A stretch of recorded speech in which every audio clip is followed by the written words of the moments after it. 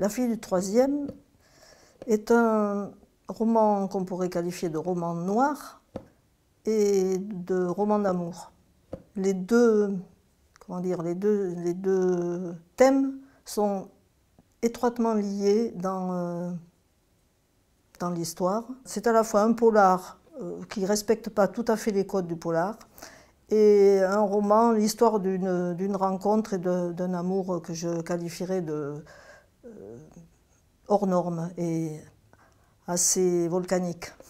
Voilà, en gros, c'est ça. Et dès le début, dès les premières pages du livre, tous les personnages sont présentés. Pour ainsi dire, en 2-3 pages, on rencontre donc le personnage principal qui est Soigny, qui est une jeune femme qui est lieutenant de police et qui n'est d'ailleurs pas faite du tout pour être dans la police et qui est dans la police contre l'avis de ses deux mères, car il faut dire on sait très vite que Soigny a 2 mères. Adèle et Delphine vont se marier. Bella ne sait toujours pas que j'ai 2 mères qui vont se marier. Mes 2 mères qui vont se marier ne savent pas que je suis lesbienne, que je couche avec la commissaire, que j'ai eu une amante juive. Mon amante juive ne sait pas que je suis flic, que je couche avec la commissaire, que j'ai 2 mères qui vont se marier. La commissaire sait que j'ai 2 mères, elle ne sait pas qu'elles vont se marier. Elle soupçonne que je la trompe avec le ou la dénommé Yaël. Mais elle est peut-être prête à accepter la situation sous conditions, je ne sais pas lesquelles. Luther soupçonne que Louise et moi avons une liaison. Il ne sait pas que j'ai 2 mères qui vont se marier, qui ne savent rien de moi. Et je ne sais pas où est mon amante juive, ni si je la reverrai un jour. Je ne sais plus qui je suis. Et elle se retrouve à Paris, et elle vit dans un petit immeuble, et elle a une voisine formidable qui s'appelle Bella. Et Bella est un peu le chef d'orchestre finalement de cette histoire, puisque c'est Bella qui va organiser une rencontre entre les gens de l'immeuble le jour de la fête des voisins. Et cette fête des voisins va faire que des gens qui ne se voient jamais dans cet immeuble, comme ça se passe fréquemment en ville, à Paris, des gens qui ne se côtoient pas, qui ne se rencontrent même pas dans les escaliers, vont se retrouver ensemble. Et c'est là que Soigny va rencontrer, Soigny qui est la fille du premier finalement, puisqu'elle vit au premier étage, va rencontrer la fille du troisième, fortement influencée par Bella, qui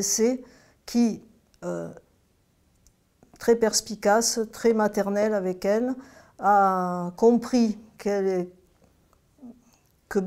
Soigny préférait les filles aux garçons et elle veut à tout prix lui présenter la fille du troisième. Et c'est à partir de là que l'histoire vraiment va éclore, commence.